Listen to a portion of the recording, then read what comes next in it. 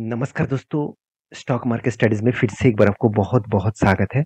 तो आज यहाँ पे मैं डिस्कशन करूँगा कुछ इम्पोर्टेंस कंपनी के अपडेट के बारे में और यहाँ पे जितने सारे कंपनीज़ के बारे में मैं डिस्कशन करूँगा, वो सारे के सारे कंपनीज़ देखा जाए तो मैं प्रीवियस भी आपको एक वीडियो बना के दिया था।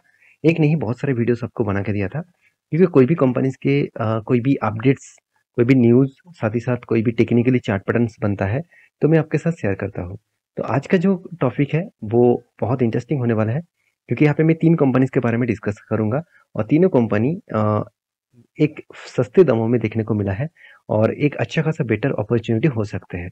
तो वीडियो को लास्ट तक देखिए और अभी तक अपने चैनल को सब्सक्राइब नहीं किया तो ज़रूर कर लीजिएगा, कंटिन्यूअसली इन्फॉर्मेशन और अपडेट्स पाने के लिए। सबसे पहले मैं डिस्कशन करूँगा लेटेंट व्यू एनालिटिक्स के बारे में। तो लेटेंट व्यू एनालिटिक्स जो है, वो देखा जाए एक आईटी सेक्टर से बिलोंग करने वाला कंपनी है और इस कंपनी के बिजनेस के मॉडल्स के हिसाब से सबसे पहले डिटेल्स देखिए। देखिए, Latent View Analytics Limited provided analytics services such as data and analytics consulting.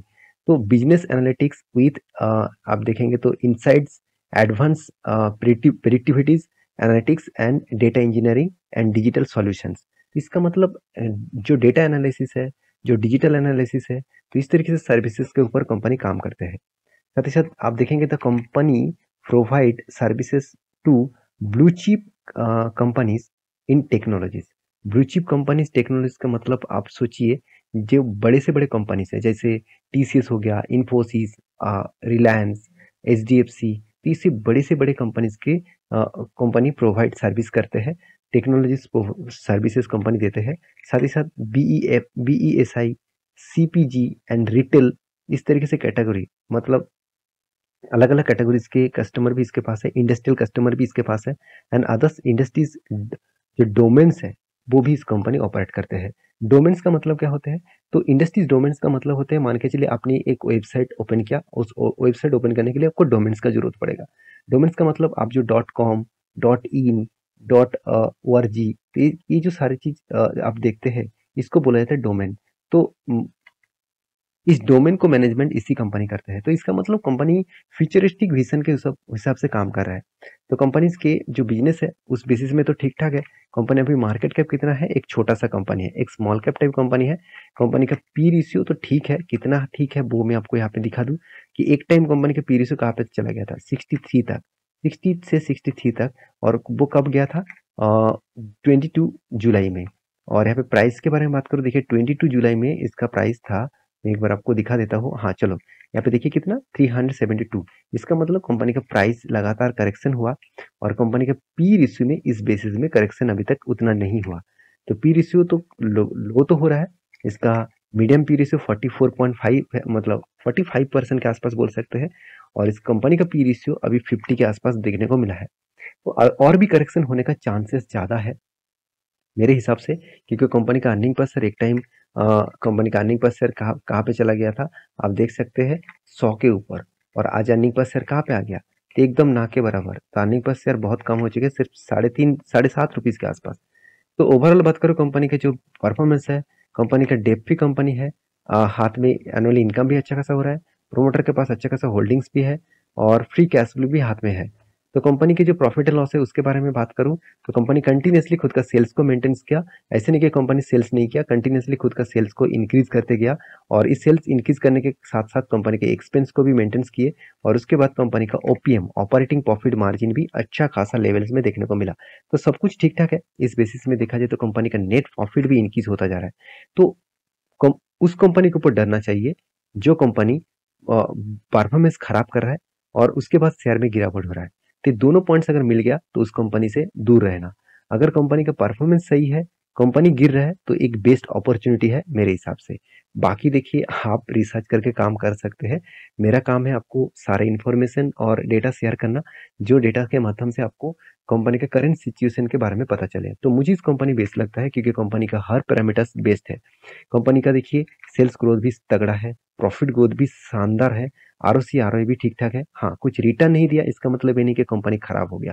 Return IT sector में अभी मिलेगा, तो उसके लिए होल्ड करना पड़ेगा क्योंकि आईटी सेक्टर में अभी कंटिन्यूसली करेक्शन देखने को मिला है। तो उसके चलते हुए तो इस कंपनी के ऊपर भी तो प्रेशर बनेगा। क्योंकि जब giant company TCS, Infosys, Wipro जैसे कंपनी के ऊपर बड़ा से बड़ा क्रैश देखने को मिला है, उस जगह पे एक स्मॉल कैप कंपनी का क्या औकात। तो उस बेसिस में मेरे हिसाब से तो करेक्शन इसीलिए देखने को मिला है। देखिए, रिजर्व भी लगातार इंक्रीज किया, कर्जा भी कंपनी मेंटेन किया, और कंपनी का फिक्स एसेट भी बढ़ते हुए देखने को मिला। और कंपनी का जो ट्रेड रिसीवेबल है, कंपनी देखिए इस बार हाईएस्ट ट्रेड रिसीव किया। तो सब कुछ अगर कंपनी के फ्लेवर में है तो कंपनी में डरने का कोई बात नहीं बनता। कंपनी के इंस्टीट्यूशन के भी देखिए, इंस्टीट्यूशन मतलब एफआईएस और डीएस के पास भी होल्डिंग्स है, छोटा मोटा होल्डिंग्स है, क्योंकि उनका कहना है कि और भी गिरे तब हम लोग माल उठाएंगे, तो इसलिए शायद उन्होंने स्टेक को कम किया है। और मेरे जो चार्ट मुझे जो चार्ट पैटर्न्स देखने को मिला, वो ऑब्वियसली देखा जाए तो और भी करेक्शन होने का चांसेस है, क्योंकि देखिए कंपनी की एक ट्रेन में आपको बता दूं, कंपनी यहाँ पे एक अगर मैं ट्रेन ड्रॉ करके दूं, देखिए कुछ इस तरीके से पैटर्न क्रिएट हुआ था।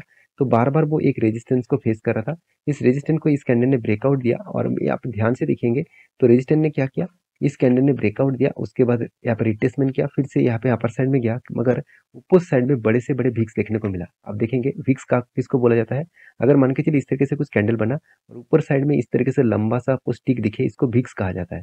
तो विक्स का मतलब है कंपनी का वीकनेस। तो वीकनेस ऊपर साइड में है, इसका मतलब सेलर ज्यादा से ज्यादा एक्टिव है, बायर के कई गुना, बायर से कई गुना ज्यादा सेलर एक्टिव है, तो इसलिए इसको नीचे लेके आ रहा है। तो मेरे हिसाब से इस नीचे लेवल तक जरूर लेके आएंगे। अभी देखना है कंपनी क्या परफॉर्मेंस कर रहा है, तो मैं होल्ड करूंगा। जब से इस लेवल को ब्रेकआउट ना करेंगे तब तक मैं इंतजार करूंगा। लेवल को ब्रेकआउट करे तो मैं बड़ा सा एंट्री जरूर लूंगा, और मेरा जो टारगेट स्विंग ट्रेडिंग का रहेगा वो कुछ इस तरीके से लेवल्स को रहेगा 530 रुपीज के आसपास। तो ये था फर्स्ट कंपनी। सेकेंड जो कंपनी जिसका नाम है clean science and technology.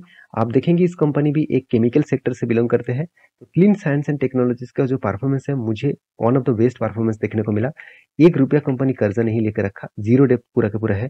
Promoter के पास अच्छा खासा होल्डिंग्स भी है, जितना होल्डिंग्स चाहिए प्रोमोटर के पास 70% के आसपास प्रोमोटर ने खुद उठा के माल उठा के रखा। देखिए, प्रोमोटर तब तक उस कंपनी के ऊपर रहते हैं जब उस कंपनी के बारे में सब कुछ उनको पता है कि हाँ, इस कंपनी सब कुछ ठीक-ठाक परफॉर्मेंस कर रहा है।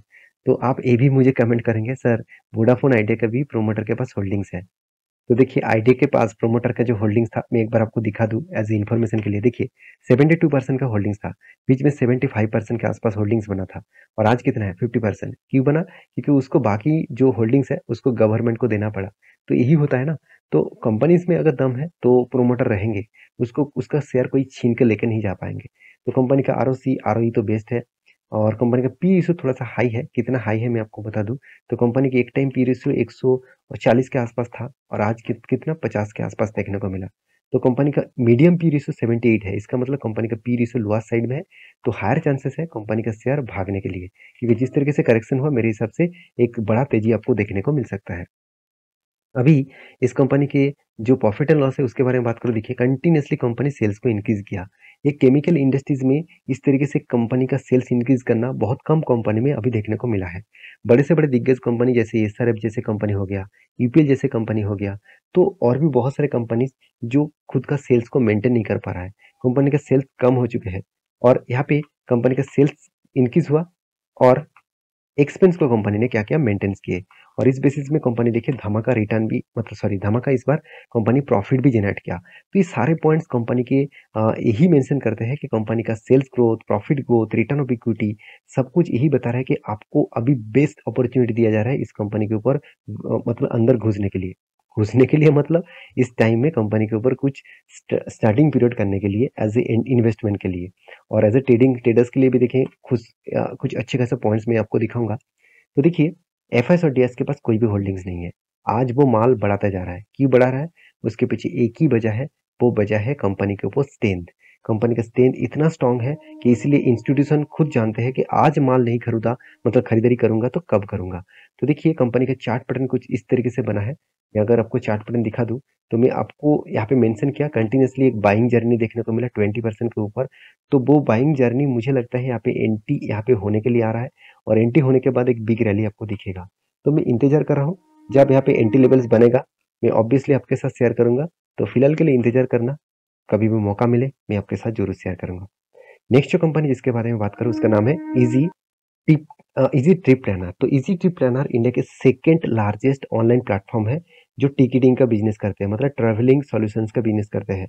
इस कंपनी का जो बिजनेस है वो क्या आप देखेंगे, तो कंपनी का जो बिजनेस है, provide end to end, sorry, यहाँ पे देख सकते हैं कंपनी के एंड टू एंड के बारे में बात करूँ, company travelling solution including airlines, ticketing business, hotel का बिजनेस, हॉलिडे पैकेज, ये सब कुछ कंपनी काम कर रही है। रेलवे टिकट, बस का टिकट, टैक्सी का टिकट्स, तो कुछ भी आप खरीदना चाहेंगे तो इस प्लेटफॉर्म के माध्यम से आप खरीद सकते हैं। तो मैं कोई रिकमेंडेशन नहीं कर रहा हूँ कि आपके इस साइड में जाकर खरीदारी करिए, तो आप किसी भी साइट से खरीदारी करिए। तो मेरा कहने का मतलब है कि इस कंपनी इंडिया के सेकेंड लार्जेस्ट ऑनलाइन प्लेटफॉर्म है जो टिकटिंग का बिजनेस करते हैं। नंबर वन IRCTC है, उसके बाद सेकंड लार्जेस्ट कंपनी है। तो इस कंपनी के ऊपर मुझे एक पॉइंट्स बेस लगा, क्योंकि IRCTC देखिए गवर्नमेंट कंपनी है। गवर्नमेंट ने एक पॉलिसी लेके आए थे कि IRCTC का जितने टिकटिंग बिजनेस में पैसा आएगा, उसका एक परसेंटेज गवर्नमेंट को देना पड़ेगा। और उस बात सुनकर ही शेयर के ऊपर बिग क्रैश देखने को मिला था। और गवर्नमेंट ने जो नेक्स्ट डे में उसको क्लैरिफिकेशन दिया कि ना, इस तरीके से कुछ कमीशन नहीं लिया जाएगा, तो फिर से वो वापस आया। इसका मतलब है गवर्नमेंट उसको ऑपरेट कर रहा है, कभी ना कभी उसको ऑपरेट जरूर करेगा। मगर ये एक प्राइवेट कंपनी है, तो इसका फोकस अलग लेवल से रहेगा। तो क्योंकि लेवल्स किस तरीके से आप देखेंगे तो ROC ROE बेस लेवल में है। कंपनी का पी रेशियो हाई है, कोई बात नहीं। कंपनी का पी रेशियो करेक्शन भी हो सकता है, क्योंकि कंपनी का पी रेशियो एक टाइम तो 122 के ऊपर चला गया था, आज कितना 50 के आसपास है। तो पी रेशियो में देखा जाए तो अ, अच्छा खासा करेक्शन देखने को मिला है। और प्रॉफिट एंड लॉस के बारे में बात करें तो कंटिन्यूसली देखिए कंपनी सेल्स को मेंटेन किया और एक्सपेंस को भी मेंटेन किए। बहुत सारे लोग मुझे इस कमेंट्स किया था कि सर पहले तो बहुत ज़्यादा सेल हो रहा था, तो कंपनी इस बार सेल कम क्यों हुआ? देखिए एक चीज़ ध्यान दीजिएगा, कंपनी स्टार्टिंग बिजनेस में बहुत ज़्यादा सेल तो कर रहे थे, उसके साथ एक्सपेंस भी बहुत ज़्यादा कर रहा था। इसका मतलब कंपनी का प्रॉफिट नहीं हुआ, उल्टा लॉस हो गया था। देखिए कंटिन्यूसली कंपनी का प्रॉफिट मार्जिन कितना कम था। आज कंपनी का सेल्स कम है, मगर कंपनी एक्सपेंस को इतनी अच्छी तरीके से कंप्लीट किया, जहाँ पे कंपनी का प्रॉफिट मार्जिन ठीक ठाक लेवल में आ गया। तो यहाँ पे क्यों आया? अब अगर एक्सपेंस के बारे में बात करूँ, देखिए इसका जो सबसे ज़्यादा खर्चा है, आप देखेंगे तो कंपनी का मैन्युफैक्चरिंग कॉस्ट। तो मैन्युफैक्चरिंग कॉस्ट यहाँ पे देखिए एक टाइम बहुत ज़्यादा हो गया था। आज इसका सबसे ज़्यादा खर्चा है एम्प्लॉय कॉस्ट, क्योंकि मैन्युफैक्चरिंग का कोई कॉस्ट ही नहीं है। क्योंकि मैन्युफैक्चरिंग कॉस्ट उस टाइम में ज़्यादा क्यों लग रहा था? क्योंकि इसका जो ऑनलाइन प्लेटफॉर्म है, उसको बनाने के लिए बहुत ज़्यादा खर्चा लग रहा है। देखिए मान के चलिए आपने एक कंपनी बना के रखा, वहाँ पे आप वेबसाइट बिल्ड करेंगे, उसका आप वेबसाइट बिल्ड करने के लिए बहुत सारे लोगों का जरूरत होगा, तो वहाँ पे आपको मटेरियल्स कॉस्ट ज़्यादा लग जाएगा। अगर वो कंप्लीट हो जाएगा तो आप कुछ ही स्टाफ रखकर उस मतलब बिजनेस को कंटिन्यू कर सकते हैं। इसलिए अभी देखिए कंपनी के जो एम्प्लॉय कॉस्ट है वो अभी ज़्यादा देखने को मिलेगा।